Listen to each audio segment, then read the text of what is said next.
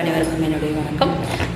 இன்றைக்கி நான் ஏற்கனவே பேசுனதுடைய தொடர்ச்சியும் மற்றும் சில விஷயங்களும் கலந்து தான் பேசுகிறேன்.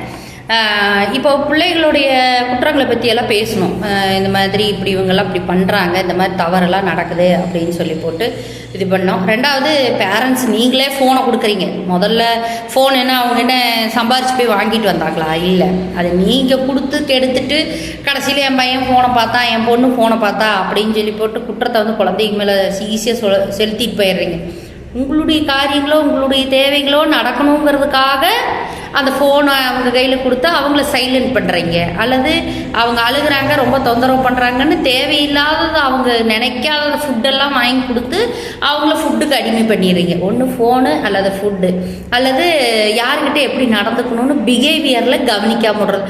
அதுங்களா, அது பரவாயில்லைங்க, அவனுக்காக நான் சாரி கேட்டுக்கிறேன். அப்போ அவன் என்னைக்கு திருந்துறது?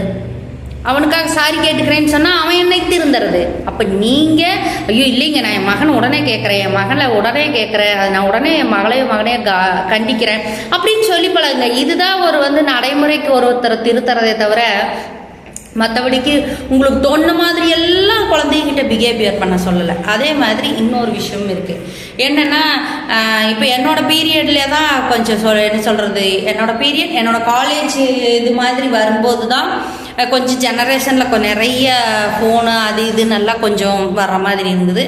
எனக்கு 15+ஓ 16+லேயோ கல்யாணம் முடிஞ்சிருச்சு. பட் நான் படித்தது பிஷப் உபகாரம் நடுநிலைப்பள்ளி 8வது வரைக்கும் தான் இருந்தது. அதுக்கப்புறம் என்ன சொல்கிறது, பள்ளி என்ன சொல்கிறது, என்னுடைய 2வது தம்பிகள்லாம் படிக்கும்போது தான் பிஷப் உபகாரம் உயர்நிலை பள்ளியாக மாறிச்சு. இப்போ ஏன் பள்ளியில் பற்றி சொல்கிறேன்னா, அந்த ஒரு கால மாற்றத்துக்கு சொல்கிறேன். அப்போது அந்த நடுநிலை பள்ளியிலிருந்து ஒரு கேட்டகரி பிரித்து இருந்தது பார்த்தீங்களா? அந்த பீரியடில் பார்த்தீங்கன்னா எல்லா பசங்களும் குறும்பு பண்ணாங்க, எல்லா பிள்ளைகளும் கொஞ்சம் குறும்பு பண்ணாங்க. இது எப்படின்னா, அந்த குறும்பு பண்ணினாங்க, ஒரு பிரச்சனை மனவலி ஏற்படுத்தினாங்க, தவறாக பேசினாங்கன்னு சொன்னால் நேராக முதல்ல மிஸ்ஸுக்கு காதுக்கு போன உடனேயே, அல்லது மிஸ்ஸு முன்னாடி நடந்த உடனேயே, அல்லது மிஸ்ஸே தவறு செய்திருந்தாலும் நேராக ஹெட் ஆஃபீஸ் கூட்டிகிட்டு போவாங்க. ஹெட் ஆஃபீஸ் கூட்டிகிட்டு போய் அங்கே சிஸ்டர் பேசுவாங்க, அல்லது இப்போ வேற ஒரு பள்ளியாக இருந்தால் அதனுடைய தலைமை ஆசிரியர் பள்ளி ஆசிரியர் பேசுவாங்க. அவங்க பேசி, சரி உங்கள் அப்பா அம்மாவை கூட்டிகிட்டு வா, உங்களுடைய பிரச்சனை என்னன்னு நம்ம பேசிக்கலாம், ஏன் இந்த மாதிரி நடந்தீங்கன்னு நம்ம கேட்டுக்கலாம் அப்படின்னு சொல்லுவாங்க. உடனே அவங்க பேரண்ட்ஸ் வருவாங்க. இதில் மற்ற ஸ்டூடெண்ட்டோ மற்ற ஆசிரியரோ அவங்களோ இவங்களோ யாருமே அதில் இன்க்ளூட் ஆக மாட்டாங்க. பிரச்சனைக்குள்ளே அந்த பொண்ணோ பையனோ, அதே சமயம் என்ன சொல்கிறது, அதை பார்த்து கண்டிக்கக்கூடிய இடத்துல இருக்கிற ஆசிரியர், அப்புறம் அவங்களுடைய தலைமை ஆசிரியர், அதாவது அந்த சிஸ்டமை நடத்துகிறவங்க ஆச்சுங்களா. அதுக்கு அடுத்தது அவங்க அந்த குழந்தைங்களுடைய பேரண்ட், இவங்க தான். இந்த ஒரு சின்ன இதில் அந்த ஆஃபீஸ் ரூமுக்குள்ளேயே மொத்தமும் பேசி முடித்து அந்த பொண்ணையோ பையனையோ அந்த பள்ளியில் வச்சுருக்கலாமா வேண்டாமான்னு டிசைட் பண்ணி அவங்களுக்கு ஒரு டிசி கையில் கொடுத்து அனுப்பிச்சிருவாங்க. அப்போ அடுத்து அவங்க அங்கே பேரண்ட்ஸு ஐயோ நம்ம பையன் இப்படி பண்ணிட்டானோ பொண்ணு இப்படி பண்ணிட்டானோ அங்கேருந்து அடுத்த நடவடிக்கை எடுத்து இன்னொரு நகர்வுகள் போகுது. அதே சமயம் சில பேர்த்த வான் பண்ணி சத்தம் போட்டு மிஸ்ஸுனால 4 அடி பட்டை கிளப்பி மறுபடியும் படிக்கிறதுக்கு பண்ணுவாங்க. அப்போது ஒரு கட்டத்துக்கு மேலே இது எல்லாத்துக்கிட்டையும் தெரிஞ்சால் எவ்வளோ அசிங்கமாகும்னு ஒரு வார்த்தை இருக்குது. அந்த வார்த்தையை சொல்லும்போது எப்படி, இது எல்லாத்துக்கும் தெரிஞ்சால் எவ்வளோ பெரிய அசிங்கம், ஏன் இப்படி பண்ணினேன் அப்படின்னு சொல்லி போட்டு சொல்லுவாங்க. அப்போவே என்ன சொல்கிறது, மிஸ் எல்லாத்துக்கிட்டையும் ஒரு வார்த்தை என்ன சொல்லுவாங்க தெரியுமா? இங்கே பாரு, அவன் தப்பு பண்ணால் ஆஃபீஸ் ரூம் கூட்டிகிட்டு போய் அடிச்சிருக்கிறோம், அப்புறமா நாளைக்கு ஏதாவது பெரிய பிரச்சனைனா இன்னும் அவங்க வீட்டில் எல்லோரும் வந்துடுவாங்கன்னு ஒரு வான் பண்ணி இதை பற்றி கிளாஸ்க்குள்ளே யாரும் பேசக்கூடாதுன்னு ஒரு வார்த்தை சொல்லுவாங்க. அதுதாங்க மிஸ்ஸு, அவங்க தாங்க ஆசிரியர். ஏன்னா ஒரு பையன் குற்றம் பண்ணிட்டான், அவன் திருப்பி அவனை யாரும் குத்தி காட்டக்கூடாதுங்கிறதுக்காக அவன் தப்பு பண்ணால் அவனுக்கு தண்டனை வாங்கி கொடுத்தாச்சு, யாரும் இதை பற்றி பேசக்கூடாது, அவங்கவுங்க படிக்கிற வேலை என்னமோ படிங்க அப்படிம்பாங்க.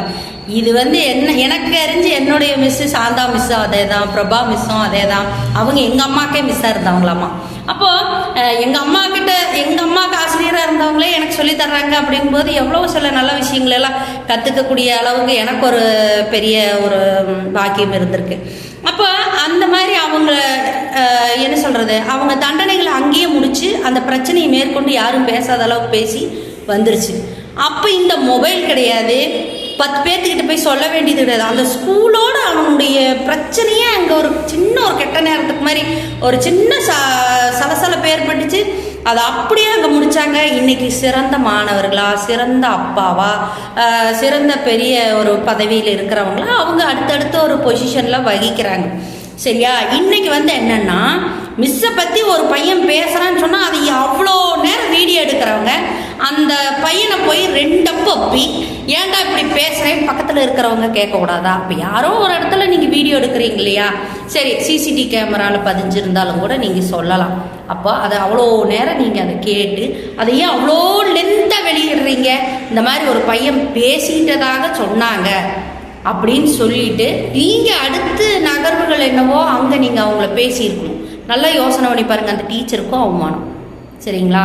அந்த பையனுக்கு மேற்கொண்டு தன்னை திருத்திக்கணுன்னால அவமானம். அந்த பையனுக்காக இருந்தாலும் பொண்ணுக்காக இருந்தாலும் அறிவு வளரும்போது குற்ற உணர்ச்சியால் அவங்க ரொம்ப பாதிக்கப்படுவாங்க. யாருமே தப்பு பண்ணவங்க தன்னை திருத்திக்க மாட்டாங்கன்னு நீங்கள் நினைக்காதீங்க. எத்தனையோ பேர் தவறுக்கு பின்னாடி தான் என்ன சொல்கிறது தன்னை தனித்துவமாக கொண்டு வந்திருக்கிறாங்க. அதை நீங்கள் புரிஞ்சுக்குவீங்கன்னு நினைக்கிறேன். வீடியோ ரொம்ப லென்த்தாக போகுது.